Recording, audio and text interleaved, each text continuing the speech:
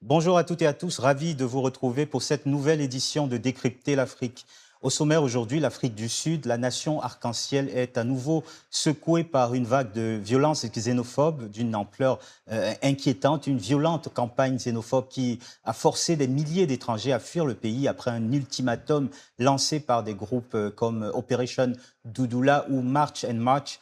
On déplore déjà des morts, un Malawi qui a été lynché près de Pietermaritzburg et un Ghanéen abattu au Cap, des scènes qui rappellent des tragédies comme celle de 2008, 2015 ou alors 2019, mais qui cette fois-ci prennent une dimension plus massive, plus structurée, des meurtres, des lynchages, des pillages et donc cet exode massif d'étrangers. Face à ce regain de tension, nous recevons aujourd'hui Liselotte Vaudran, chercheuse à l'International Crisis Group qui comprend et décrypte cette actualité, décryptera avec nous les racines de cette crise et ses conséquences régionales. En seconde partie d'émission, on parlera du Sénégal au cœur des débats, la révision constitutionnelle adoptée le 29 juin par l'Assemblée nationale, dominée par PASTEF, le choc des institutions entre le président Bassirou Diomaye Faye et Ousmane Sonko, président de l'Assemblée nationale, et aussi les tensions d'une cohabitation inédite et souvent qualifiée de brutale entre ambition de rééquilibrage des pouvoirs, questions sur la légitimité mutuelle et puis les blocages budgétaires potentiels à l'appel au référendum. Le Sénégal traverse une période décisive pour sa démocratie. Pape Gueye, responsable des jeunes de PASTEF France, nous livrera son analyse sur ces enjeux, sur la vision pour la population sénégalaise et les perspectives d'une sortie de crise institutionnelle. Voilà pour le programme, c'est parti.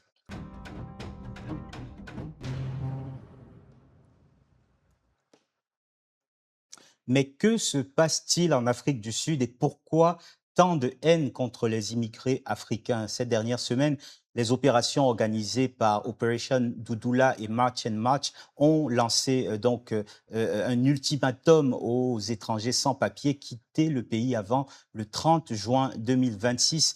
Des milliers de Malawites, de Zimbabwéens, de Mozambicains, Nigérians, Ghanéens, entre autres, ont fait leurs valises dans la précipitation, parfois sous la menace de foules armées de bâtons et de machettes. L'ultimatum atteint des milliers de Sud-Africains anti-immigrants. Immigrés sont donc descendus dans la rue, comme le raconte et le rappelle ce reportage de TV5 Monde. Ils sont des milliers de manifestants à Soweto. Une foule motivée pour demander le départ immédiat des migrants illégaux du pays. Tout ce que nous voulons, c'est contrôler la criminalité. Quand on voit des personnes qui sont entrées illégalement et ne sont pas en règle, il est difficile de les retrouver s'il y a un crime commis dans le pays.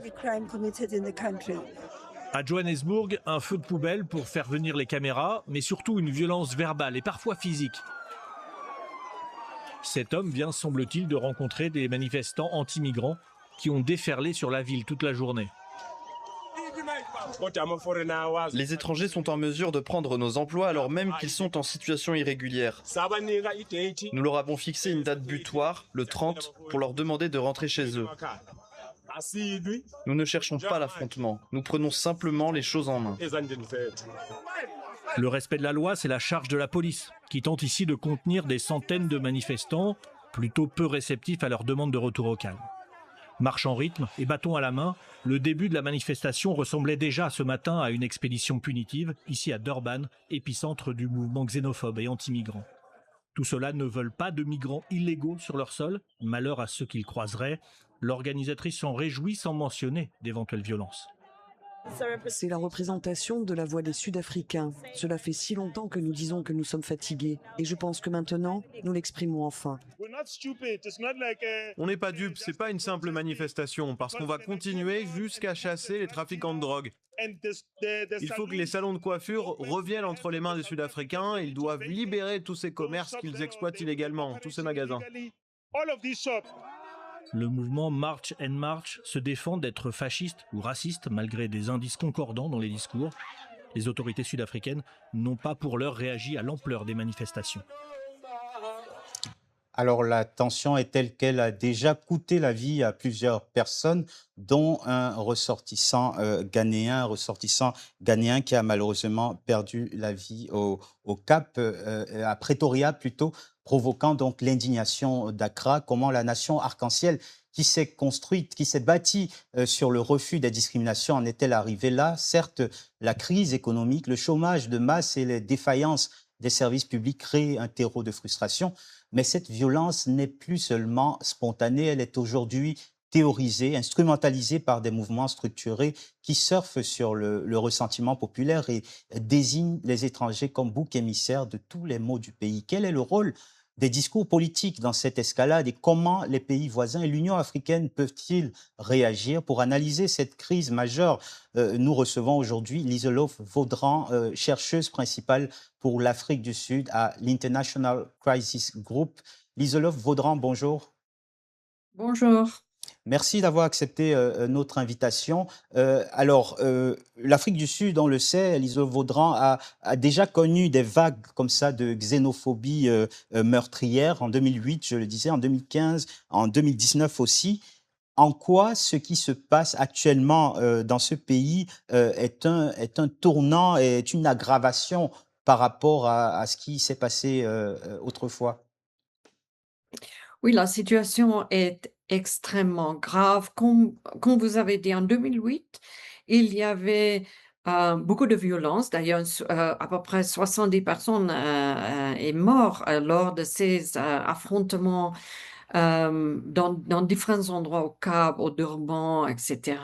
Et là aussi, c'était pas clair qui sont les organisations. Et en fait, il n'y avait pas vraiment d'organisation derrière ces manifestations. Et en 2015, il y avait aussi une espèce de vague de violence xénophobe. Mais et entre-temps, c'est pas comme si ces sentiments, ces émotions, ces tensions sont complètement disparus. C'est-à-dire que de plus en plus, les étrangers vivant en Afrique du Sud depuis des dizaines d'années, certaines sont implantées depuis des générations, c'est-à-dire des pays voisins, Malawi, Zimbabwe, etc., sont des gens qui sont venus travailler sur les mines sud-africaines, depuis plusieurs générations. Mais depuis certains temps, ils sont de plus en plus ces tensions. Mais c'est lié principalement au problème interne de l'Afrique du Sud, c'est-à-dire le chômage, l'inégalité, surtout la criminalité, et le problème de manque de services de l'État, de gouvernance, c'est-à-dire des bons hôpitaux, la qualité des soins, la qualité des écoles publiques. L'Afrique du Sud, je pense que c'est un pays à l'apparence aussi riche parce qu'il y a des quartiers, des villes entières, il y a des gens, l'élite sud-africaine extrêmement riche, une infrastructure très développée, une économie très développée, et en même temps, là, les gens souffrent de la misère. Donc, ça, c'est à la base. Mais comme vous avez dit, depuis un certain temps, ça a développé et ce mouvement qui a donc euh, March and March. a eu son apogée, je peux dire, le 30 juin, donc il y a 2 jours. C'est aussi très politique. Une exploitation politique et populiste d'une situation politique, d'une situation économique et latente et des sentiments des Sud-Africains de cette frustration. Donc, c'est assez complexe. Je ne sais pas combien de temps on a, mais pour vous dire que on a des élections locales au mois de novembre, donc il y a des partis politiques qui sont derrière ces mouvements, comme March on March, et qui les soutiennent. Il y a aussi malheureusement les étrangers qu'on a vu comme bouc émissaire de la criminalité, trafic de drogue, etc., et parfois la complicité de la police. Donc il y a plusieurs facteurs qui fait que ce discours anti-migrants sont, sont quelque chose qui a pu vraiment créer cet engouement, ces grands manifestants. Il faut aussi, finalement, juste pour conclure, pour dire que nous savons tous que nous sommes quand même dans une ambiance globale où les valeurs de diversité, de tolérance, de mixité, de bien vivre ensemble ont moins la portée que peut-être dans le passé.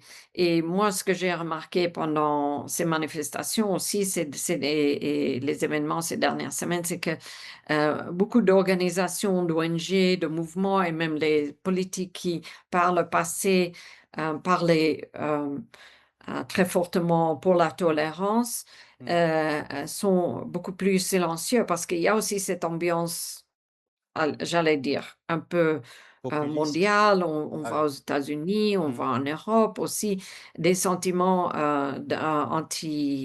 anti-immigrés mhm. ou anti-sans-papiers. Parce que là, le mouvement, c'est clairement, selon les organisateurs, contre les immigrés illégaux.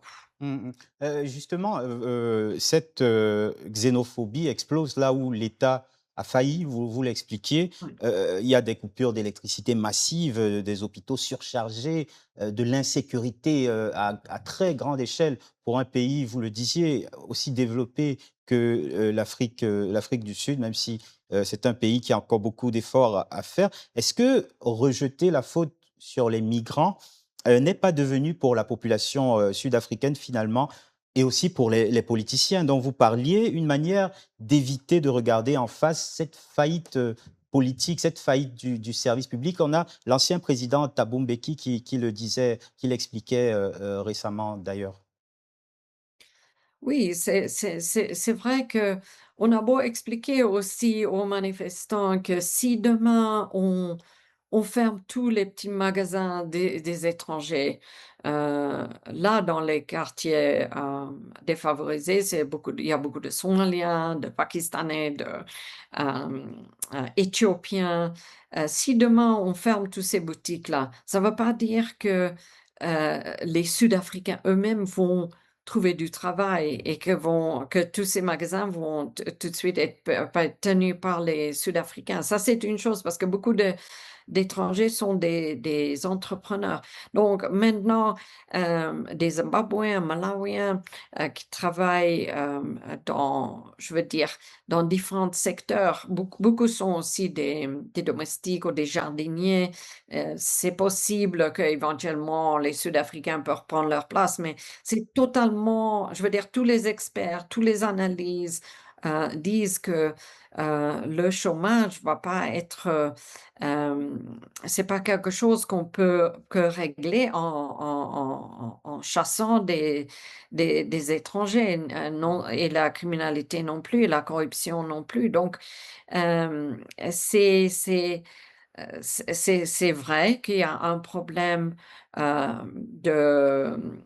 de corruption au ministère de l'Intérieur où il y a, parfois les étrangers qui sont sans papier, mais qui ont des faux documents et cetera. Il y a, pas une bonne contrôle, l'efficacité de contrôle à la frontière, là, vers le Zimbabwe aussi, parfois il y a de la corruption.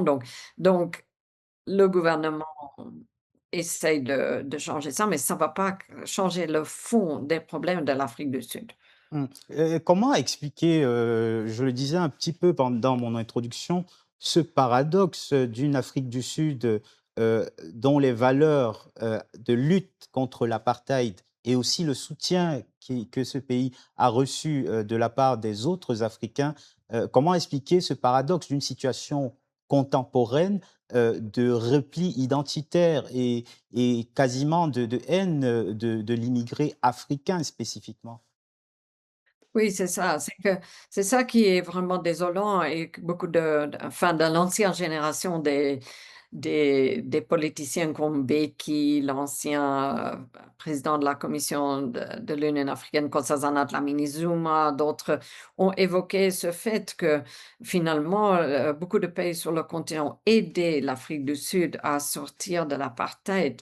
Et Mais comme je disais qu'il y a beaucoup de populisme, beaucoup de chômage, de pauvreté et que ces organisations, aussi amplifiées par les réseaux sociaux, vraiment, il y a des campagnes très, très efficaces, très pointues, sur les réseaux sociaux qui créent la panique parmi, les étrangers.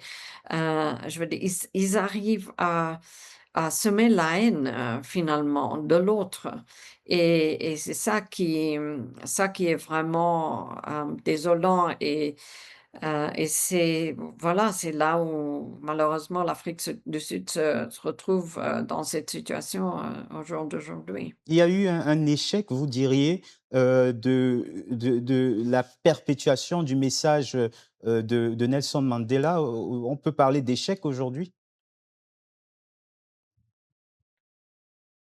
Oui, on peut pas dire bon, l'Afrique du Sud, dans les années 90, il faut pas oublier, l'Afrique du Sud était aussi, tout le monde parlait d'une guerre raciale, il y avait énormément de tensions, énormément de violence. Quand même, l'Afrique du Sud a pu traverser ce moment-là et plusieurs crises et comment dire, la nation arc-en-ciel a quand même réussi à tenir bon jusqu'à maintenant. On a même aujourd'hui un gouvernement d'unité nationale où il y a différents partis politiques qui sont dans le même gouvernement. Donc, je ne peux pas dire que c'est totalement un échec. Mmh. Et quand on voit le 30 juin, mais nous, on était tous vraiment, extrêmement inquiets pour ce jour, pour les dizaines, des dizaines de milliers et il y avait 120 marches en tout, à travers le pays. On avait craigné vraiment le pire. On a évité le pire. Grâce à, je pense, grâce à la police, que je pense qu'ils ont été bien informés, mais aussi beaucoup de négociations. Le gouvernement a, par exemple, eu des réunions avec les chefs traditionnels, les chefs religieux, donc sur plusieurs plans. Donc, on a aussi évité le pire, j'allais dire. Mmh. Donc, j'hésite de dire que le rêve de Mandela est complètement mort aujourd'hui parce que si vous voyez les défis de l'Afrique du Sud, des siècles de colonisation et d'apartheid et aujourd'hui on arrive quand même à on a évité le pire, mais c'est vrai que cette situation est extrêmement inquiétante. Mmh. Du côté, du gouvernement, on a quand même l'impression qu'il y a une forme d'impuissance. Le gouvernement, quelle est la position du gouvernement sud-africain aujourd'hui, du pouvoir de Cyril Ramaphosa? On ne sent pas qu'il y ait une volonté ferme de forcément stopper, les relents identitaires et violents de ces mouvements. Oui, c'est clair que Ramaphosa a par plusieurs reprises, venu à la télévision faire des discours en demandant que tout soit fait dans la règle, qu'il y a pas de violence. Hem Et la réponse du gouvernement, c'est que manifester en Afrique du Sud, c'est un droit constitutionnel tant que c'est permis et que c'est légal. Mais je suis d'accord avec vous qu'on n'avait pas assez entendu le gouvernement. Hem Critiquer et essayer de combattre, ce qu'on appelle ici vigilantisme. Ça veut dire, tous les petits actes de tous les jours illégaux où les gens sont même pendant les marches du 30 juin, mais quotidiennement, menacés, il y avait beaucoup de pillages, beaucoup de gens, forcés de quitter le pays et cetera. Tous ces actes-là n'ont pas été suffisamment punis. Et bon, quand on pose la question, on dit oui, je veux dire, les experts ou des analystes aussi disent non, mais ce sont des politiques et il y a une élection au mois de novembre, donc le gouvernement ne peut pas être vu comme être trop critique envers un grand mouvement comme March on March qui a des milliers de followers. Mais en même temps, et ça, pour moi, c'est pas un argument. Moi, mon analyse et ce que d'autres aussi, c'est que euh, ça ne veut pas dire que tous ceux qui participent dans ces manifestations vont forcément voter pour l'opposition. Et euh, là, les élections sont au mois de novembre et ce genre de soutien dans la rue se traduit pas forcément toujours dans les votes. Et donc il y a une forme de calcul politique. Oui. Qu'en est-il de l'isolement peut-être de l'Afrique du Sud à l'échelle continentale? On a vu l'indignation de pays comme le Ghana, comme le Nigeria. Est-ce que l'Afrique du Sud ne risque pas justement de s'enfermer dans cette position qui tranche et qui est contestée, critiquée sur le continent africain? Et également, le rôle de l'Union africaine. Que doit faire l'Union africaine dans cette crise? Comment réagir? Oui, c'est très embarrassant pour l'Afrique du Sud et ça ternit à l'image de l'Afrique du Sud. Ça, c'est clair. L'Afrique du Sud est quand même un pays qui veut jouer un rôle sur le continent africain, un des plus grands investisseurs. L'Afrique du Sud est à l'origine de beaucoup d'initiatives. La zone de libre-échange continental, sur le plan de paix et de sécurité. Donc, et actuellement, par exemple, l'Afrique du Sud préside la SADC, des 16 pays de l'Afrique australe. D'ailleurs, on va avoir un grand sommet là, au mois d'août, au Durban. On ne sait pas du tout quelle ambiance ça va être parce que il y a une contradiction entre cette volonté de l'ouverture de l'Afrique du Sud et ce qui se passe sur place. Donc, l'Union africaine, euh, bon, on n'a pas entendu l'Union africaine d'ailleurs. Normalement, sur ce genre de crise, on aurait pu avoir au moins une déclaration Mmh. de l'Union africaine ou une réunion. D'ailleurs, le Ghana a demandé que la crise xénophobe en Afrique du Sud soit discutée lors du sommet qui devrait avoir lieu ici en mois de juin, qui était reporté apparemment à cause de la crise d'Ebola. Mais euh, une réunion, donc l'Afrique du Sud, ce que souhaite l'Afrique du Sud, c'est qu'une discussion à l'échelle continentale doit être pas uniquement sur les problèmes de xénophobie et la migration en Afrique du Sud, mais un peu à l'échelle continentale. Et on dit que, je veux dire, à juste titre, l'Afrique du Sud ou des diplomates disent que oui, il y a des problèmes en Tunisie, dans d'autres pays. Il y a aussi des réfugiés qui se mettent à quitter leur terre d'asile, etc.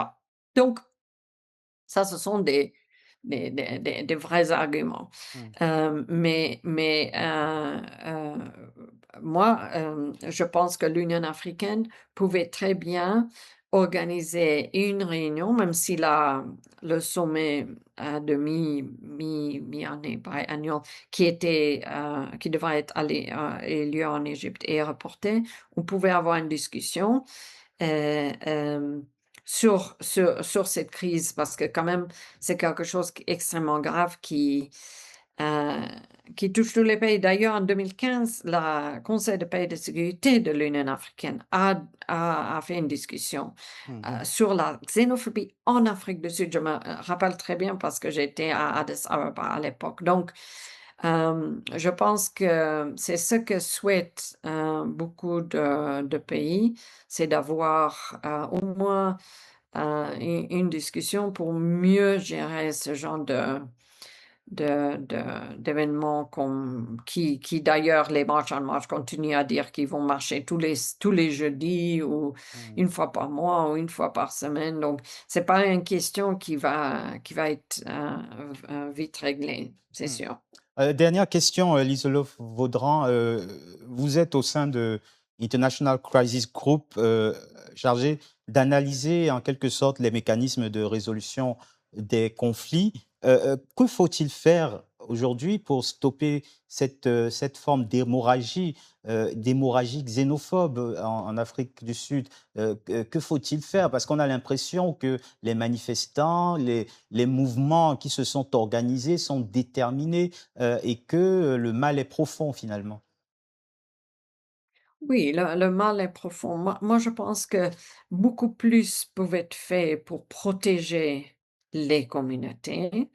On sait très bien pertinemment quels sont des quartiers où les gens vivent.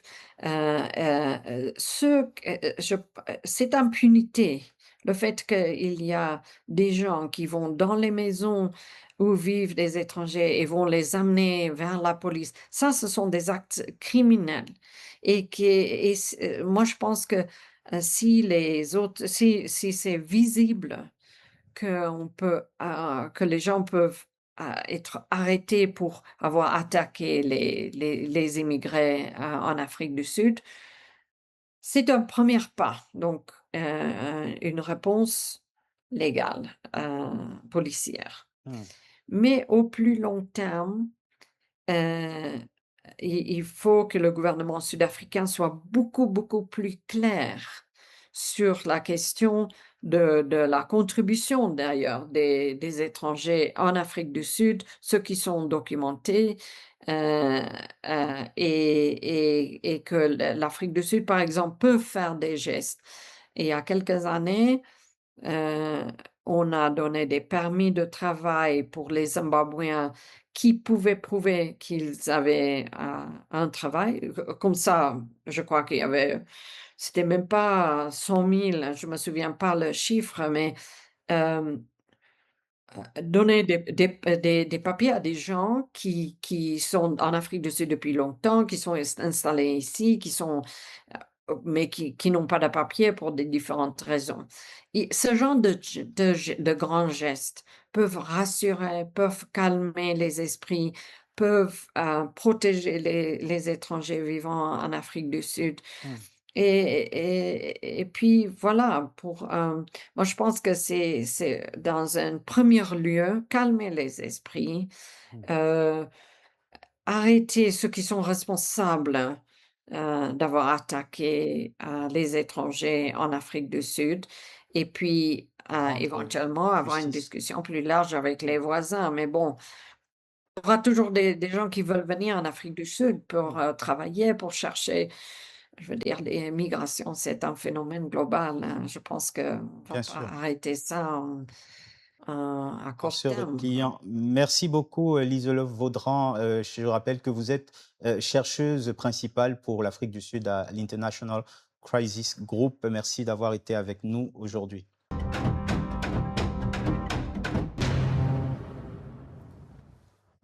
Au Sénégal, c'était le projet de loi test de la nouvelle cohabitation entre Bassirou Diomaye Faye et le président de la République et le président de l'Assemblée nationale, Ousmane Sonko. Sans surprise, la réforme de la Constitution voulue par PASTEF a été adoptée par les parlementaires. Mais le président Diomaye Faye n'en restera pas là. Il a annoncé par la voix du ministre de la Justice, Moussa Sarr, que cette réforme sera soumise à l'onction du peuple via un référendum. Par courrier en date du 12 juin, a saisi le président de la République de cette proposition pour avis. Ce dernier, par courrier en date du 19 juin, a fait tenir au président de l'Assemblée nationale ses observations en indiquant ces 4 amendements. Mais au préalable, il a tenu à informer le président de l'Assemblée nationale qu'il a décidé qu'en vertu de l'article 103 de la Constitution, de soumettre le texte adopté au référendum.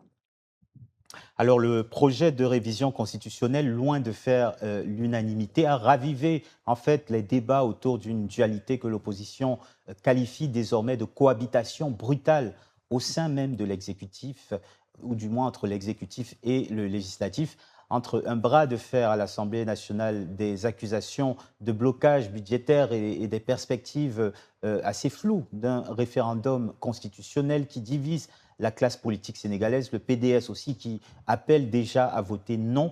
L'hostilité est désormais assumée entre les deux anciens membres du tandem qui avaient conquis le pouvoir en 2024. Ce référendum, s'il a lieu, sera-t-il le parachèvement nécessaire de cette rupture? Une cohabitation douce est-elle impossible entre Bassirou Diomaye Faye et Ousmane Sonko. Au-delà de cette joute constitutionnelle, Pastef et Sonko sont-ils déjà tournés vers 2029 et la future présidentielle? Pour répondre à ces questions fondamentales, nous recevons aujourd'hui Pape Gueye, responsable des jeunes du Pastef France. Bonjour Pape. Bonjour Fabrice. Alors, Pape, on revient donc sur ce texte qui a été adopté le 29 juin. Cette réforme de la Constitution était-elle si fondamentale que ça aujourd'hui pour Pastef? Bon, déjà, je te dis bonjour et bonjour aussi aux téléspectateurs. Encore une fois, ravi de revenir ici. Vous avez dit cette réforme est fondamentale pour le Pastef. Je vais juste corriger très rapidement. Cette réforme, elle est fondamentale pour le peuple sénégalais, tout simplement. Parce que regardez le programme du candidat Diomaye Faye, il a été écrit noir sur blanc, je cite, « Nous initierons des réformes pour limiter les pouvoirs du président de la République qui, une fois élu, devra obligatoirement démissionner de son poste de président de parti politique. » Et c'est sur la base de ce programme que les Sénégalais ont voté massivement à 54,28%. Donc, ce que l'Assemblée nationale vient de faire, c'est tout simplement, d'une part, matérialiser une promesse électorale en une loi. Et ça s'appelle respecter la volonté populaire. Et d'autre part, permettez-moi juste peut-être de faire deux rappels importants. Le premier, c'est que Pastef a été créé quand? En 2014. Et ce rappel est important, pourquoi? En 2009, c'est-à-dire 5 ans avant que Pastef ne soit créé, il y a eu ce qu'on appelle des assises nationales au Sénégal, où ces mêmes réformes ont été proposées. Deuxième chose, en 2013, c'est-à-dire avant encore une fois la création du Pastef, il y a eu ce qu'on appelle la Commission nationale de réforme des institutions, qui s'est tenue en 2013. Et cette même commission a proposé les mêmes réformes. Donc en réalité, ce n'est pas une réforme, comme je l'ai dit au début, partisane, c'est une réforme pour répondre déjà à une volonté populaire, mais aussi des convictions qui ont été partagées par des intellectuels sénégalais en 2009 et en 2013, avant même que le Pastef ne soit créé. Donc, en fait, en réalité, c'est de ça dont il s'agit. Mais l'opposition et les partisans de Bassirou Diomaye Faye vous accusent de vouloir affaiblir les prérogatives du président. C'est d'ailleurs un peu le cas. Ce texte réduit d'une certaine façon le périmètre d'action, le fait que le président ne puisse pas être président d'un parti. En même temps, on vous accuse de l'autre côté, du côté des partisans de Diomaye Faye ou de l'opposition qui était au pouvoir auparavant, de vouloir affaiblir ce pouvoir présidentiel et de l'autre côté, de renforcer les pouvoirs de l'Assemblée nationale, donc au profit d'Ousmane Sonko. En fait, c'est ce que j'appelle une lecture inversée. Vous savez pourquoi? Parce qu'en réalité, cette réforme n'affaiblit personne. Au contraire, elle fait ce qu'on appelle rééquilibrer les pouvoirs. Et ça, c'est une nuance qui est importante. Parce qu'en réalité, le Sénégal, depuis 1962, les malheureux événements de décembre 62, il y a eu ce problème. Parce qu'en réalité, le Sénégal souffre d'un déséquilibre structurel. Et ça a été causé par ces événements-là qui ont amené Senghor à renforcer ses pouvoirs. Et de fait, depuis 1962, nous sommes dans ce qu'on appelle un régime hyper présidentialiste. Donc du coup, le rapport que j'ai cité tantôt, donc les assises nationales de 2009 et les assises aussi de 2013, sont revenus sur cela. Donc, ce n'est pas encore une fois une tentative d'affaiblir qui que cela soit. Et ensuite, même si on renforce aujourd'hui l'Assemblée nationale, mais ce n'est pas Ousmane Sonko qu'on renforce. Parce que Ousmane Sonko n'est pas le propriétaire de l'Assemblée nationale. C'est une institution. Et le chef de la majorité. L'Assemblée nationale est une institution qui est même, je peux le dire ainsi, la volonté populaire la plus aboutie. Donc aujourd'hui, renforcer cette Assemblée, c'est en réalité renforcer la volonté populaire. Donc encore une fois, ceux qui défendent le président ne défendent pas en réalité la République. Ils sont en train de défendre tout simplement l'idée d'un président qui gouverne seul, sans contre-pouvoir. Et ça, je suis désolé, ce n'est pas la démocratie sénégalaise comme nous la voulons. C'est ça. Alors donc, Bassirou Diomaye Faye tient au référendum, on l'a entendu donc par la voix de Moussa Sarr, et donc il a décidé donc de soumettre ce texte au référendum. Pourquoi PASTEF s'y oppose, si vous êtes sûr justement que le peuple soutient majoritairement ce projet? Pourquoi s'y opposer? En fait, Fabrice, tu m'excuses encore une fois, mais tu pars d'une prémisse qui est fausse. Pourquoi? Parce que le PASTEF ne s'oppose pas à un référendum. Ousmane Sonko a dit qu'il voulait une promulgation directe, qu'il ne voulait pas passer par le référendum, mais une promulgation directe. Il a dit à l'Assemblée nationale après le vote. Et dans cette phrase, je n'ai entendu nullement où il dit « je suis contre un référendum ». Promulgation directe, ça veut dire pas d'étape intermédiaire. Oui, mais c'est prévu par la loi aussi. C'est une option légale, comme le référendum. Et je le dis et je le répète, PASTEF n'est pas contre un référendum. PASTEF est contre un référendum sans date. Je ne sais pas si vous voyez la nuance. Un référendum démocratique, c'est un référendum avec une date fixe. Par exemple, comme on le fait, comme on l'a vu partout, par exemple en France en 2005, le référendum s'est fait donc, sur 6 mois, sur la Constitution européenne. En 2016, le Royaume-Uni l'a fait. Et la Suisse l'a fait à toutes ses votations. Donc, ce que le président de la République vient d'annoncer, ce n'est pas cela. Il a annoncé un référendum sans date, il a fixé aucun calendrier, il n'a donné aucune date, même pas d'intervalle de temps. Et malheureusement, la Constitution sénégalaise, mal calibrée sur ce sujet, n'impose aucun calendrier au président. Ce qui veut dire tout simplement que ce référendum peut être organisé dans 6 mois, dans 18 mois, dans 24 mois. Et laisser le texte en suspens. Et jamais.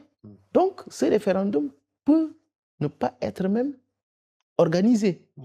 Donc, nous ne sommes pas contre la démocratie, nous sommes tout simplement contre l'apparence d'une démocratie pour enterrer une loi populaire qui est proposée même avant la création de PASTEF. Et ça, pour moi, c'est clair. Donc, aujourd'hui, notre position, elle est claire. PASTEF est prêt à aller en élection dès demain s'il le faut. La question qu'il faut se poser ce soir, c'est pourquoi le président n'est pas prêt. Il est en train d'organiser des rencontres avec les maires au Sénégal pour espérer repousser une élection locale. Mais de quoi a-t-il peur? En fait, c'est la question qu'il faut se poser. Est-ce que c'est une question pratique aussi? Parce que des voix au sein de PASTEF et de l'opposition affirment qu'un blocage budgétaire existerait et rendrait l'organisation de ce référendum financièrement impossible en 2026. Qu'en est-il réellement? Et puis, le Sénégal a-t-il les moyens? Comment se fait-il que le Sénégal n'ait pas les moyens de ses ambitions constitutionnelles, justement, de réforme? Pour moi, c'est simple. On peut revenir aux chiffres. Il y a eu, en tout cas, 2 référendums qui ont été organisés en tout cas sur ces 20 dernières années, enfin sur ces 25 dernières années. Il y a un référendum donc, au Sénégal de 2001 et de 2006, il me semble. Et ces deux référendums, le coût global était aux alentours entre 10 et 20 milliards. Et si on regarde il y a 3 semaines, le Sénégal a en tout cas publié avoir remboursé donc 2 échéances de la dette. Donc, on a remboursé des échéances même avant la date. Donc, ce qui veut dire tout simplement, en tout cas de façon apparente, il y a de l'argent dans les caisses de l'État. Et ce qui veut dire tout simplement, c'est que, en tout cas, la problématique financière, budgétaire, c'est un prétexte ou même un alibi qu'on chercherait déjà à créer pour ne pas aller en référendum. Parce qu'en réalité, si on a pu rembourser 2 échéances de la dette qui ne sont pas encore dues, ça veut dire qu'il y a probablement de l'argent, en tout cas, qu'on peut utiliser aussi pour aller en référendum. Pourquoi pas? Donc pour moi, ce sont des alibis qui sont en train d'être déjà créés pour ne pas aller en référendum. Et moi, ma conviction, c'est qu'il n'y aura pas de référendum. Parce que tout simplement, c'est ça qui l'arrange. Il y a, en tout cas, dans le débat public, déjà une forme de préparation mentale, psychologique à l'idée d'un référendum. D'ailleurs, le Parti démocratique sénégalais de Karim Wade accuse Ousmane Sonko de provoquer sciemment une crise institutionnelle. Et le PDS appelle déjà à voter non à un référendum qui n'existe pas. Quelle est votre réaction au PASTEF à cela? Mais ça, pour moi, c'est ce qu'on appelle la convergence des intérêts entre le Parti démocratique sénégalais et le président de la République. Parce que je peux dire deux, en tout cas, formations politiques, en tout cas le PASTEF et le PDS, qui actuellement sont adversaires, entre guillemets, parce que le PASTEF était au pouvoir, le PASTEF veut revenir au pouvoir, et le PDS était au pouvoir, ils veulent revenir au pouvoir. Donc, aujourd'hui, voir le PDS demander à voter non, c'est tout simplement parce que le PDS a toujours gouverné selon les règles qui existent actuellement. C'est-à-dire le président de la République, par exemple, n'a pas à faire une déclaration de patrimoine à la sortie. Est-ce que, Fabrice, tu peux dire aujourd'hui, à l'état actuel des choses, le patrimoine d'Abdoulaye Wade? Tu ne peux pas. Est-ce que tu peux nous dire le patrimoine de Macky Sall? Tu ne peux pas. Donc, en réalité, le fait d'être contre ce type de réforme-là, c'est juste une forme, encore une fois, que les partis politiques classiques, qui sont rentiers de ce type de gouvernance du pouvoir public, essayent en réalité de faire de sorte que cela reste. Parce qu'en réalité, les réformes qui sont en train d'être proposées, ce ne sont pas des réformes anti-Diomaye. Ce sont des réformes anti-rentiers politiques, ce sont des réformes anti-clientélisme, ce sont des réformes populaires pour permettre justement à ce que l'argent du contribuable qui est donné, en tout cas qui est voté pour le président, en quelque sorte que ce soit la caisse noire ou bien les fonds politiques, soit contrôlé, que le président puisse nous dire s'il a eu un écart énorme de biens entre le début de son mandat et la fin de son mandat, qu'il puisse le justifier. Donc, c'est tout à fait logique que le PDS soit contre ce type de loi, en fait, parce que ça ne l'arrange pas, tout simplement. Alors, en filigrane un peu de cette bataille constitutionnelle, on le voit bien qu'il y a une guerre de légitimité entre Ousmane Sonko et Bassirou Diomaye Faye. On est assez loin du fameux slogan Sonko Moïse Diomaye, Diomaye Moïse Sonko. Aujourd'hui, c'est la rupture totale des accusations du camp de Bassirou Diomaye Faye visant Ousmane Sonko qui voudrait, selon ces accusations, torpiller le président par vengeance du fait d'avoir été limogé de son poste de Premier ministre. Comment vous recevez ce genre d'accusation? Pourquoi Ousmane Sonko chercherait à se venger de Diomaye? C'est Ousmane Sonko lui-même qui a choisi Diomaye Faye comme candidat. c'est Ousmane Sonko lui-même qui a fait de sorte que Diomaye Faye soit candidat et soit président aussi. Donc, pour quelle raison Ousmane Sonko voudrait se venger de Diomaye? Mais au contraire, l'acte que Diomaye vient de poser, je peux dire même, arrange le Pastef. Je l'ai dit tantôt, il y a peut-être quelques semaines, ici même. L'acte qu'il a posé met Pastef sur orbite. Et si Pastef ne commet pas d'erreur, comme je l'ai dit, Ousmane Sonko viendra au pouvoir. Donc, pour quelle raison Ousmane Sonko voudrait-il se venger de Diomaye? Honnêtement, je ne le vois pas. Donc, encore une fois, ces gens sont dans une optique de manipulation pour tout simplement essayer de mettre dans la tête des Sénégalais qu'Ousmane Sonko est un va-t-en-guériste. Ousmane Sonko, c'est quelqu'un qui est méchant, qui ne veut pas que Diomaye réussisse, alors que c'est totalement faux. Quand vous voyez l'homme à l'Assemblée nationale dire « qu'est-ce qui est arrivé à mon jeune frère, le président Diomaye Faye », vous sentez en fait, je ne sais pas, la compassion. Vous sentez en réalité que cet homme-là a mal de voir aujourd'hui qu'un jeune frère qu'il a vu grandir, gravir les échelons au sein des impôts et domaines, qu'il a choisi lui-même comme candidat, arriver à ce niveau de bassesse. Donc moi, je vois plutôt un homme qui a de la compassion envers son jeune frère, un homme qui essaie de tendre la main à son jeune frère pour lui dire « Écoute, tu t'es égaré. Ça peut arriver. Je te tends la main et je te demande de revenir parmi nous, qu'on puisse sauver ce qui reste de ce mandat-là. Et en 2029, les Sénégalais pourront choisir entre toi et moi, tout simplement. » Bassirou Diomaye Faye s'est égaré. Mais il s'est égaré, Fabrice.